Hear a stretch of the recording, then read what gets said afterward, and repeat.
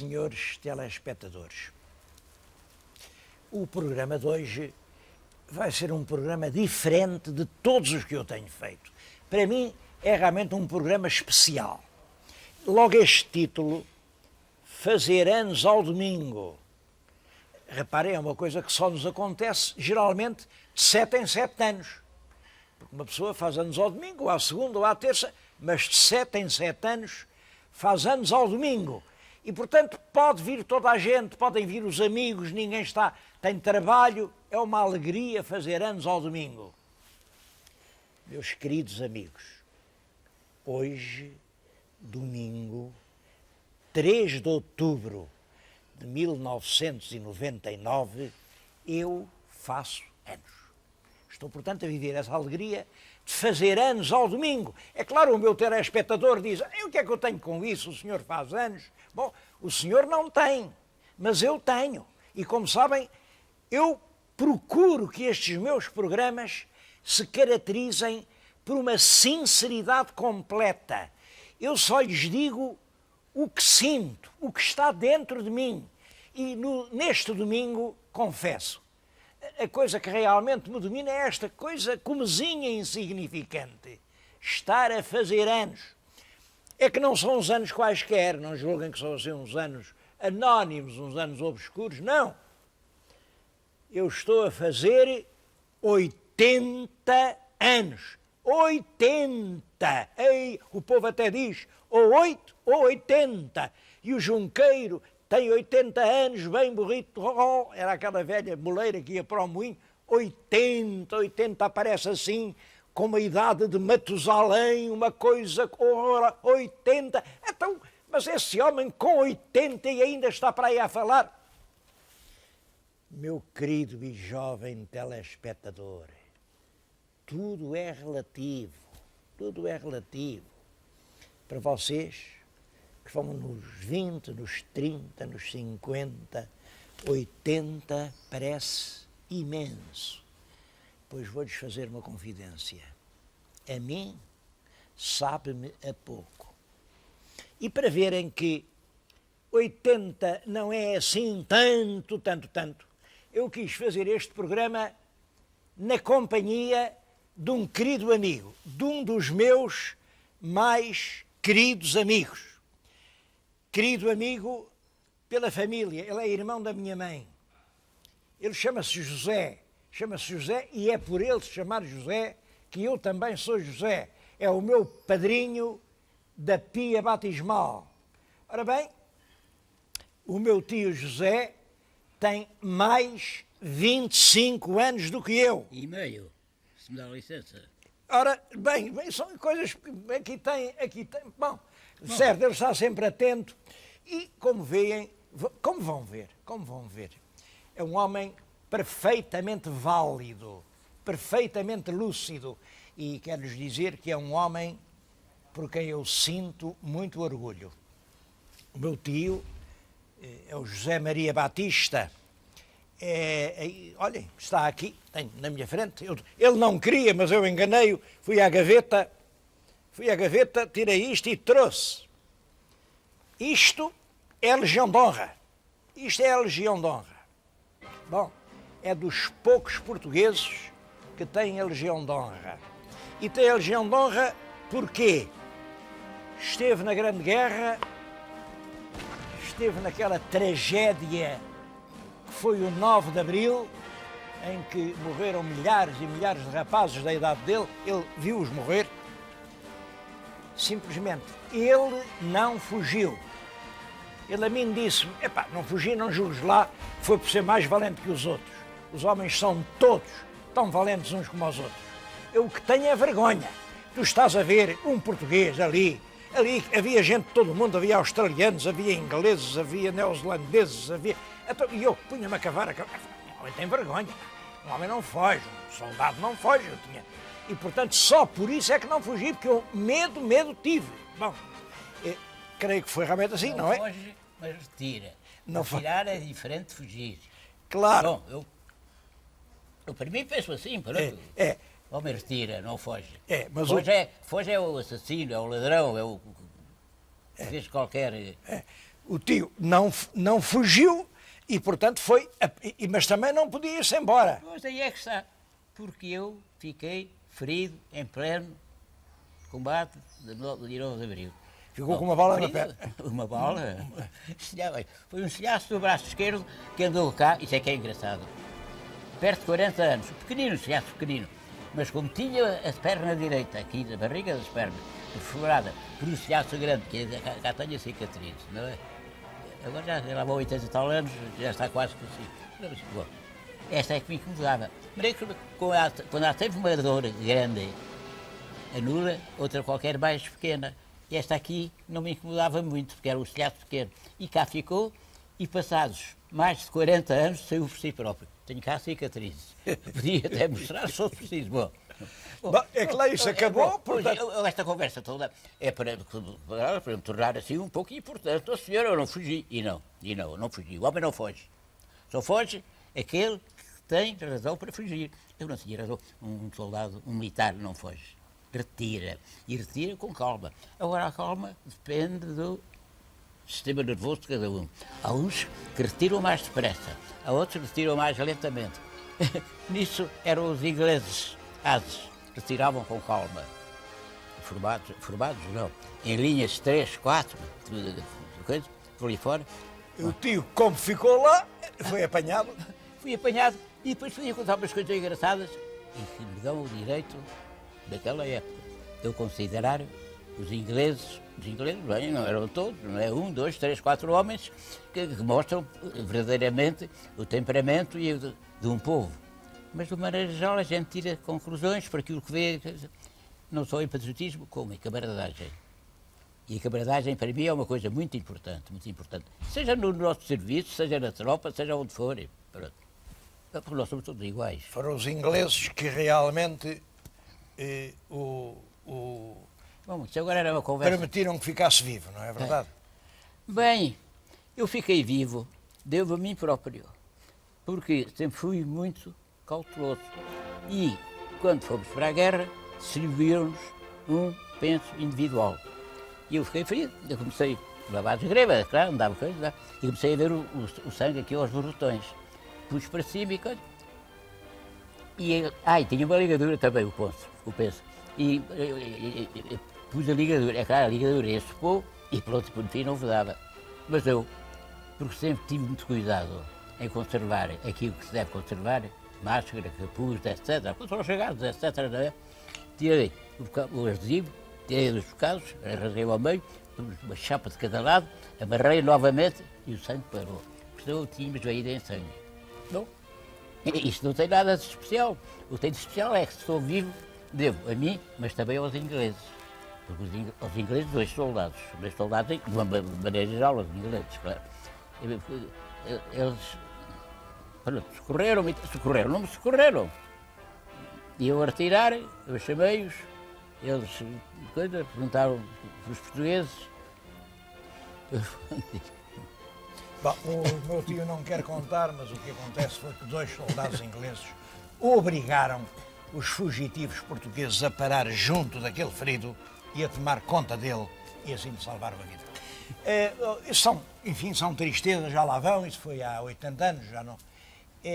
O meu tio, claro, com 105 anos, pode-se considerar testemunha de um século completo.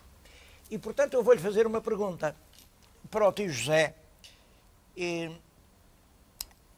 Este século que vivemos foi um século bom ou foi um século mau? Para mim, para falar com franqueza, foi bom e foi mau. Foi bom porque foi até 2/3, pelo menos, do século, que eu tive a minha mocidade, a minha infância, etc., não é? Mas a vida era gostosa nesse tempo. Não havia as coisas que há agora, não havia essas reformas, essas... Bem, mas havia disciplina, havia ordem, havia coisa. Foi mau, porque, como disse, portanto, havia dificuldades na vida. Os ordenados eram baixos, muito baixos, etc. É assim, pronto. Mas isto toda a gente conhece e escuta estar a explanar coisa. Hein? Portanto, bom e mau, claro. E é claro que é uma pergunta que faço a todos os telespectadores, é a altura de deitarmos balanço ao século que vivemos. Estou a falar a muita gente que já também tem idade e que assistiu a muita coisa. Estou a falar a gente muito nova que só viveu, enfim, a última parte do século, quando as grandes mudanças já estavam dadas. Bom, e esta é uma pergunta. Quais foram as grandes mudanças do nosso século? É claro, há grandes mudanças materiais que toda a gente vê. Qualquer pessoa sabe. O betão armado, as primeiras construções de betão armado em Portugal são cerca de 1900. O betão armado permitiu fazer casas completamente diferentes, cidades diferentes. O aspecto das cidades alterou-se completamente com o betão armado. O petróleo, o nosso século é o século do petróleo. O petróleo deu a gasolina deu os transportes dos automóveis, e os automóveis, evidentemente, também mudaram o aspecto do mundo. Bom, mas o petróleo é só um aspecto de uma coisa muito mais importante. É a energia. Olhem, quando começou o século, é claro que já havia energia elétrica, mas pouca gente tinha luz lá em casa. A energia elétrica aparece nas duas últimas décadas do século XIX, mas o nosso século é que é o grande século da eletricidade até aos anos 50 e depois o século da energia nuclear de então para cá. E reparem, com essa energia, o mundo ganhou uma força que não tinha.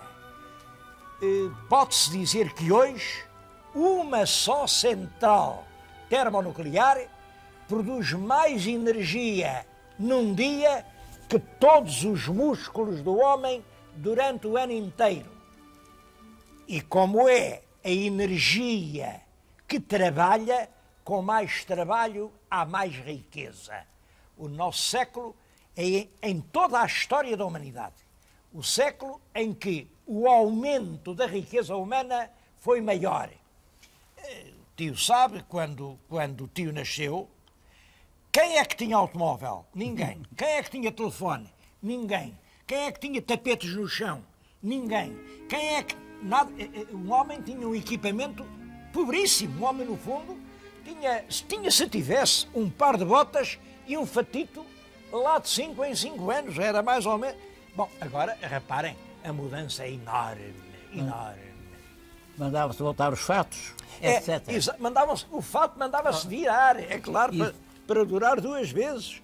E as botas iam muitas vezes ao sapateiro. Desde o salto até às tombas, até às raspes. Tudo isso acabou porque hoje realmente há muito mais dinheiro. Bom, também é verdade que nunca a riqueza esteve tão mal distribuída.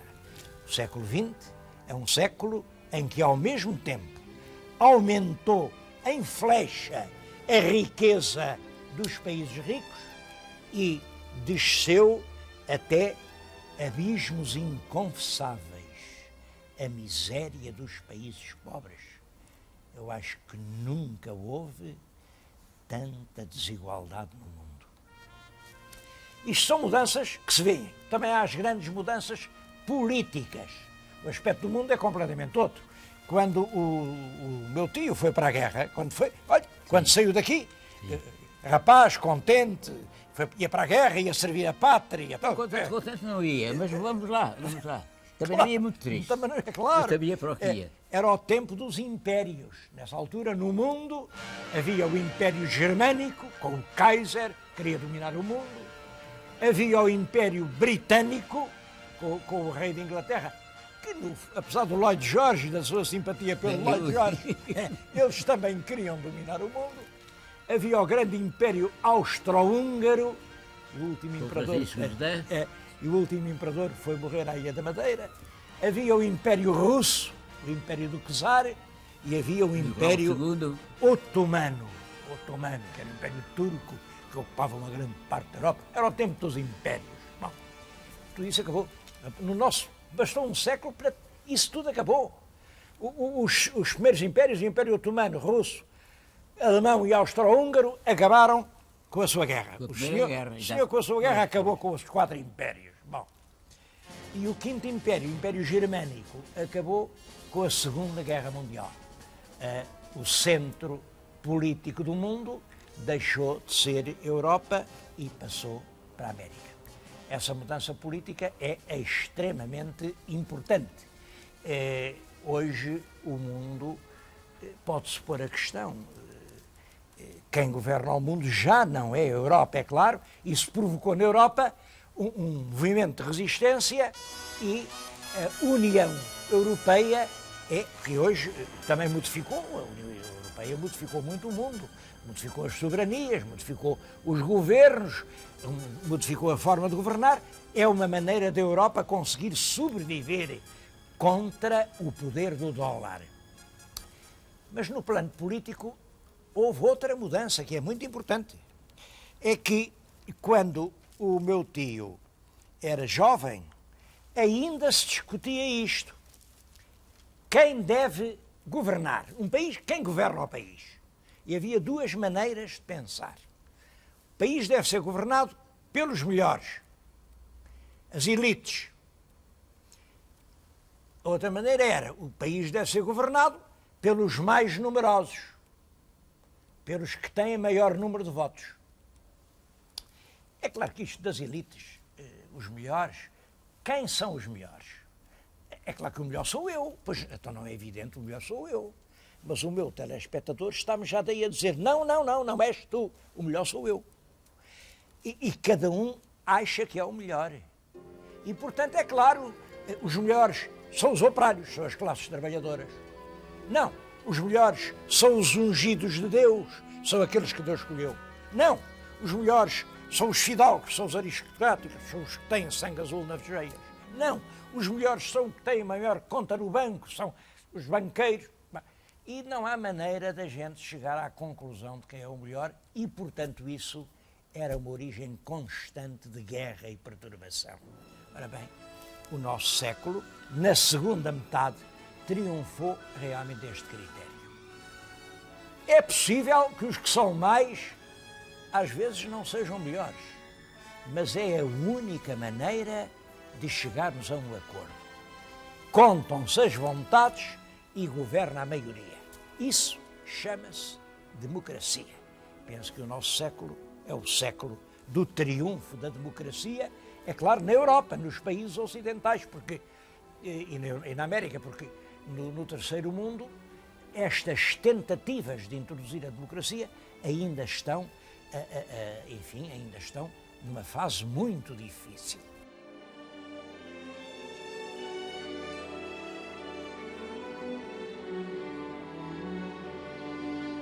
Nunca ouviu dizer, quem não trabuca não manduca?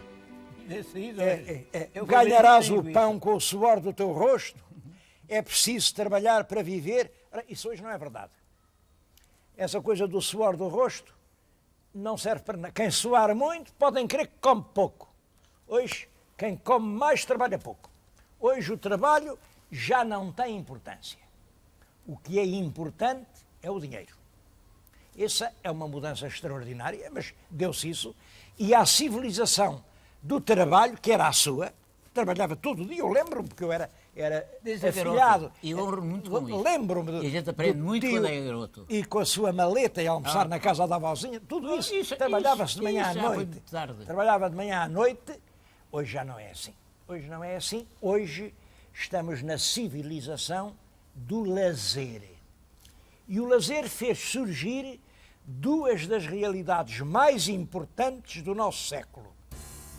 O desporto move multidões, o desporto. Há milhões e milhões de pessoas a ver uns rapazes dar uns chutes numa bola. E o turismo. Hoje há dezenas de milhões de pessoas a viajar para se divertir. O turismo. São 2 realidades do século XX que resultam do lazer. E é muito importante isto. Isto não se vai atenuar. Isto, no século que vem, vai ser cada vez mais importante. É claro que isto teve uma consequência enorme. O facto do trabalho ter um papel muito menos importante na civilização, veio retirar a força dos trabalhadores. Os trabalhadores que em 1900 podiam dizer a sua vontade e impor as ditaduras dos trabalhadores, no fim do século, a verdade é que quem trabalha são os computadores, são as máquinas, e quem manda nas máquinas são os donos das máquinas. E isto provocou a ditadura do dinheiro, a ditadura do dólar. Eu acho que quem hoje governa o mundo é o dinheiro. É claro que há muitas outras coisas importantes. É evidente que a energia nuclear foi muito importante, com a bomba atómica, por exemplo, e tudo isso tem importância. É claro que o poder ficou aliado ao dinheiro e também isso tem um efeito, é que quem tem o poder tem o dinheiro e tem muita maneira para convencer os outros.